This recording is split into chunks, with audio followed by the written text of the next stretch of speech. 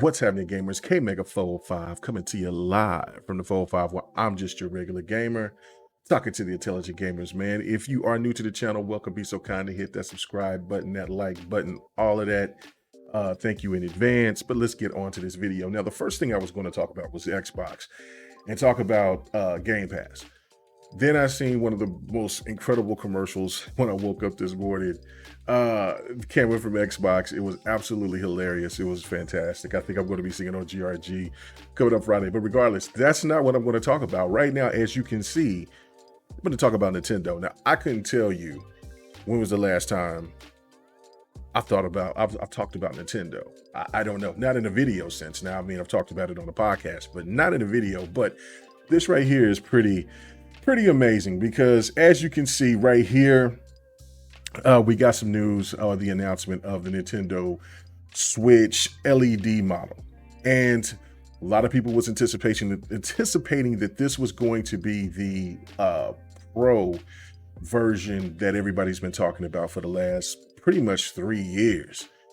And this is completely something different. All right, so I'll just go ahead and read a little bit of this where it says, the Nintendo Switch family of systems is about to gain a new member. On October 8th, Nintendo Switch OLED model will launch at a suggested retail price of $349.99, giving people another option for how they want to play the vast library of games on the Nintendo Switch. Okay, so pretty much, instead of going into the whole logistics about everything within this game, right? Or this new console that's going to be coming out. It's really too much not a new console. It's like a enhanced version of the Switch because of the OLED screen. It's wider, but you don't have any, it's not 1080p, it's not 4K. The battery life is not extended. Now for the new Switches, for anybody who's bought the new Switches, not the original model that came out, then you have the advanced battery, but there doesn't seem to be anything that's advertising that it's going to be a new battery included with it. I think for the most part, people are tripping out about the price because they're talking about $350. The screen itself, yeah, but if you was adding it to be 1080p, 4K, I think that it would be justifiable, but being $350 for a bigger screen, everything is pretty much the same. You adding a Ethernet cable to it, basically, and there's still no party chat menu system. Listen, this is just the bottom line. Like, we've talked about this a lot today, and I'm just reading the comments and looking at everything, and this was my explanation about it, right? Overall. Listen, Nintendo fans are Nintendo fans. And I mean, look, I have a Nintendo Switch and I'm always going to be a Nintendo fan. Have I stepped out of the box pretty much of being a traditional diehard Nintendo fan? I would say I am. I'm more involved to Xbox. I play PlayStation, I play PC. But for the age of where people thinking that Nintendo is going to ever go back to being what they were, of having the best looking visuals, or having a console that's the most powerful, I don't see that happening anymore. I think what they've done is they put themselves in a position to where they know that they can win. When you hear about Nintendo players, you do not hear about, or games per se, you don't hear about people asking for AAA bangers or a certain type of game, single player experience, anything like what you hear from with Xbox or with PlayStation. It's just different. And the games themselves aren't, some people may think they aren't graphically demanding. I mean, there are some fantastic looking games for what they are. And that's not to say anything bad. I just look at it, and this is not a slate either to mobile gamers. I just look at Nintendo fans as in their own category.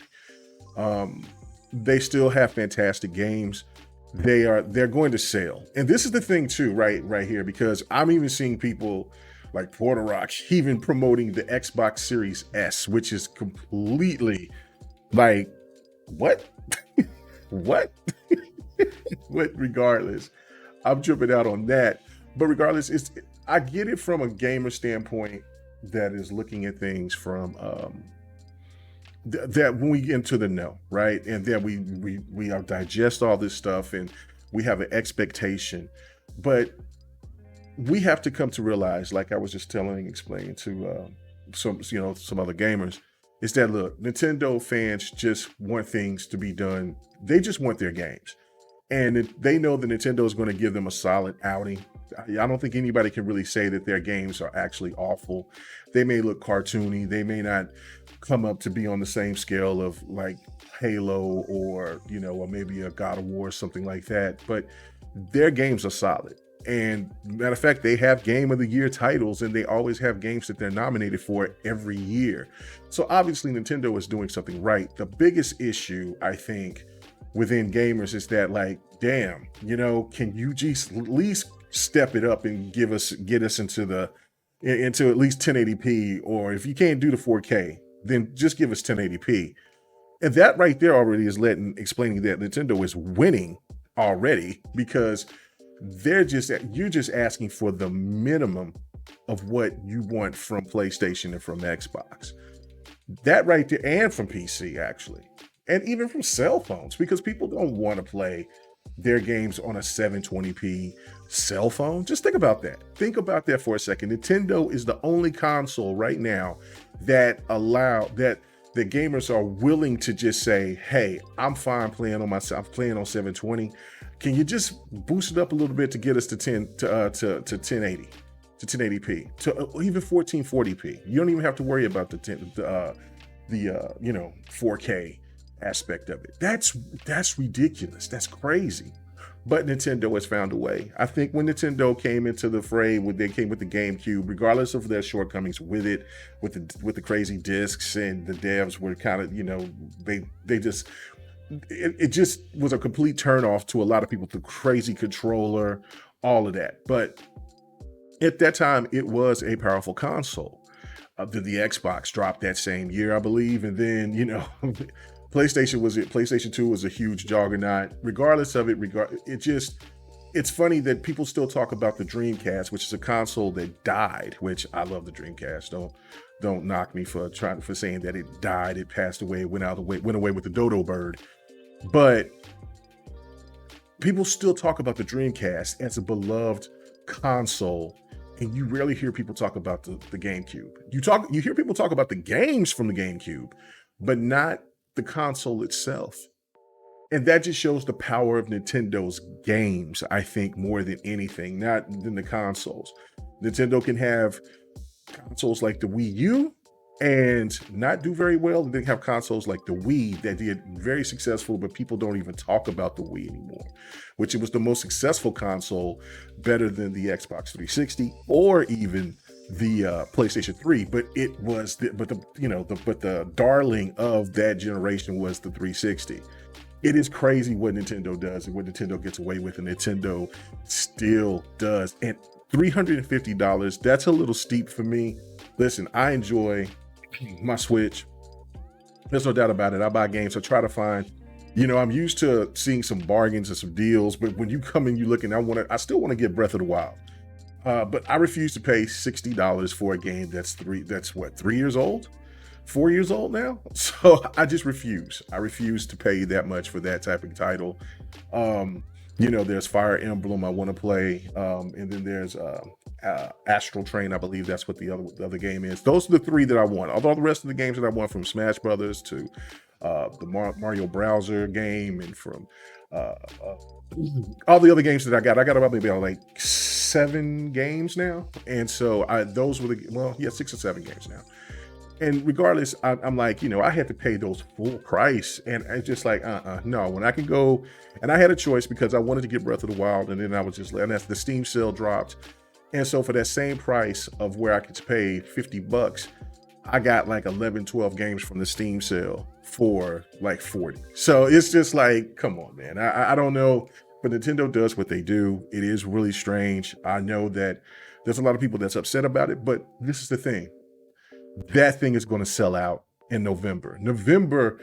Other than Halo and Battlefield and whatever else that may come out that's going to be a big game, Nintendo's going to rake. Now, I will say this, though. The Xbox One S is going to rake too. I think the Xbox One S is really going to thrive coming up here this Black Friday. But this Nintendo new Switch LED OLED model for $350, it's going to sell like hotcakes, and that is the fact. It's going to be a huge console. It's going to be a huge console seller. It's going to probably hit number one. I mean, granted, it is crazy to think about a console that is not going to be giving you, or some people don't want to even call it a console. They want to say it's a hybrid or whatever.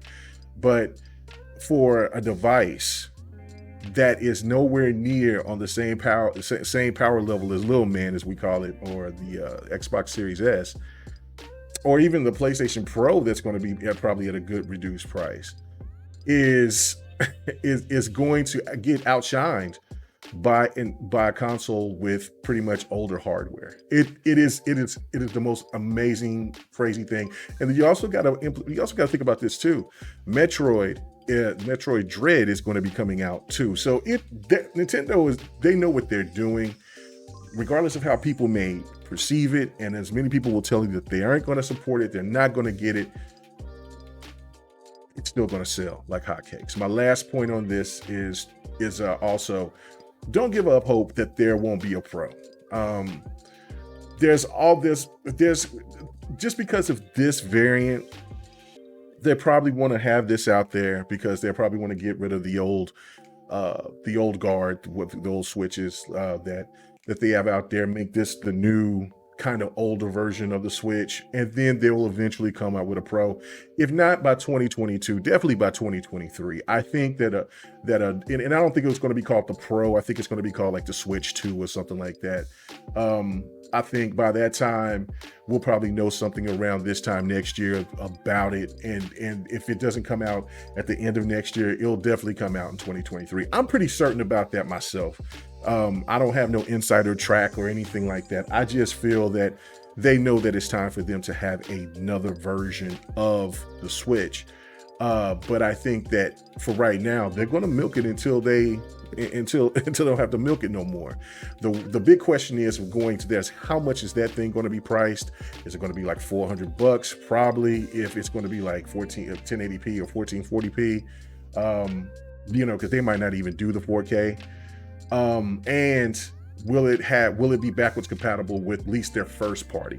I don't see them being backwards compatible with all their third and second party, or just pretty much the third party games. But with their first party, we'll see if those games gets transferred over. That's usually not the Nintendo way. They like to hit you over the head and give you make you rebuy those games. So we'll see what they do. But other than that, I do think that they're going to do that. I just want to hear you guys' thoughts. This was crazy to me. I know that there's some people out here disappointed, but trust me, there's going to be a lot of buyers out there. I've already seen talked to quite a few people saying that they're going to buy it.